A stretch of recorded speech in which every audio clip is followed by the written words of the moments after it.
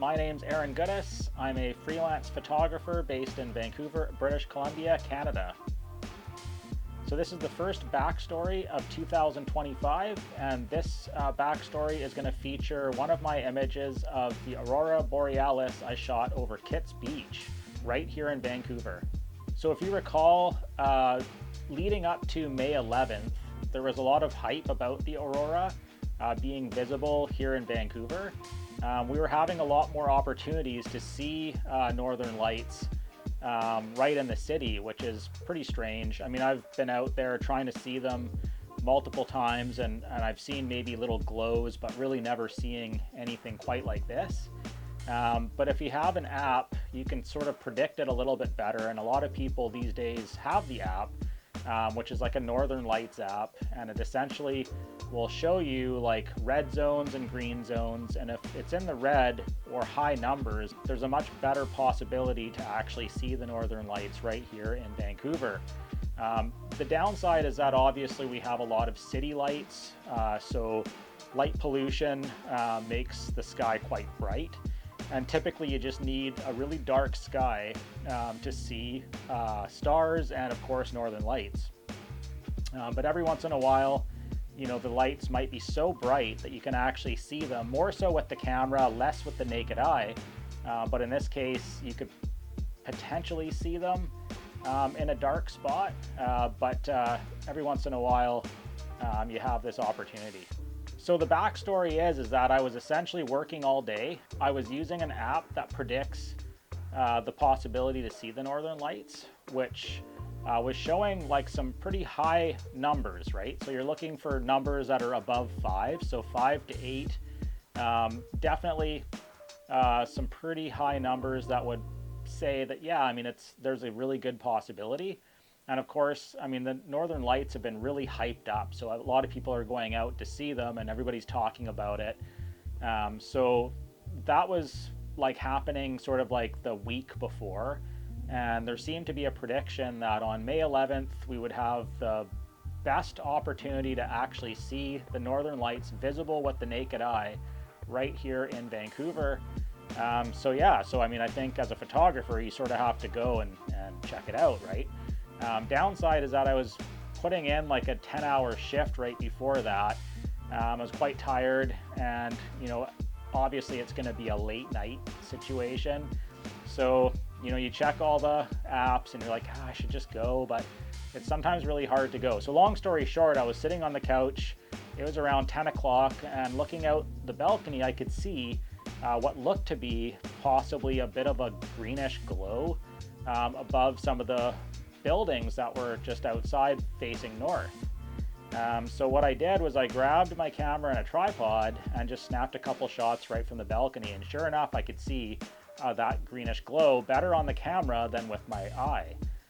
So the next step was to just stay exactly how I was. I was basically in pajamas and kind of just relaxing, and grab that same camera tripod setup and just go out in the alley and take a couple of shots above the building just to see what I could see. And sure enough, you could definitely see some really cool like kind of like light pillars that were showing the green and a little bit of pink, but mainly just green. It was quite dull above the building, but that's right in the city with the brightest lights, like the light pollution. So I'm like, okay, this is kind of crazy. I think I probably need to go. So I grabbed my stuff, jumped in the car, just stayed how I was, and went down to False Creek. And I thought maybe getting a shot overlooking Vancouver, the downtown Vancouver core, with the Northern Lights above it, which would be super unique, which I did, which was really cool. I mean, there's a lot of light pollution from the city, so it's quite dull, but I could see it quite brightly from the camera, and I was like, oh, okay, that's like pretty cool. I think I'll probably go a little further. So I went to Kits Beach, and that's where this shot was taken. So I was there right around 12:30 at night.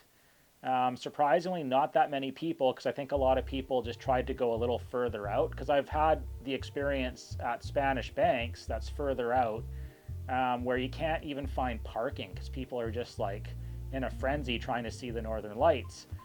So in this case, I wasn't going to do that. So I just went to Kits Beach and I could see the glow and I was like, oh my God, this is crazy. So I have this little point spot that I've photographed many times before. So I thought this would be a really nice location. It gives you like a bit of like foreground elements as well as like a big open view. So if there's any lights, I'll see it. So we did. I went down there, basically set up the tripod and started taking photos, and I could really see the lights more so on the camera, but I could see it with my eye too. It was crazy. So right around 1 o'clock in the morning, it really peaked. And what's so amazing with that is that there's lots of herons in that area.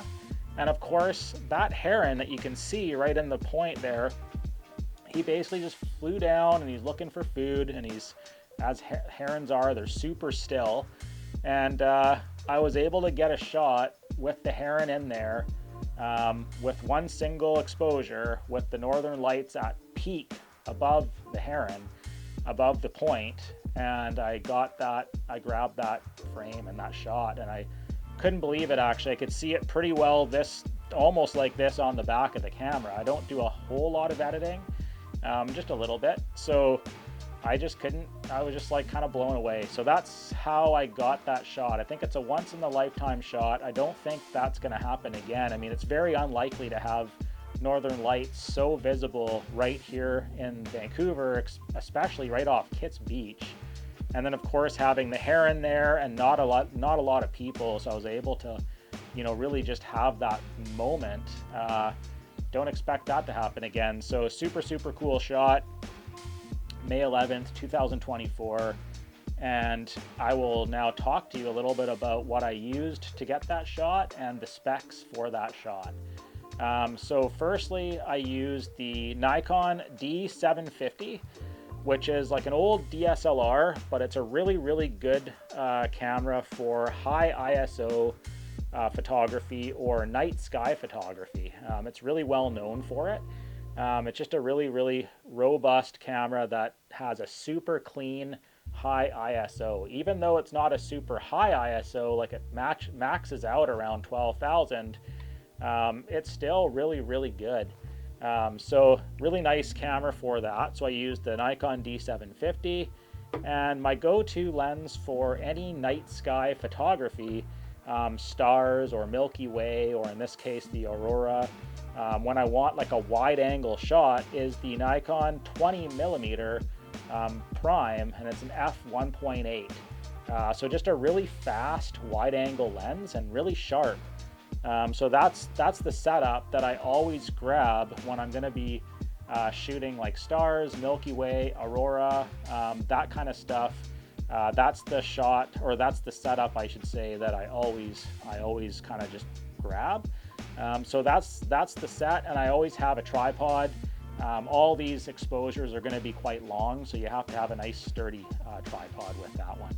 No filters on the lens outside of having like a little UV protecting filter. I always use one of those because I don't want to scratch a good lens.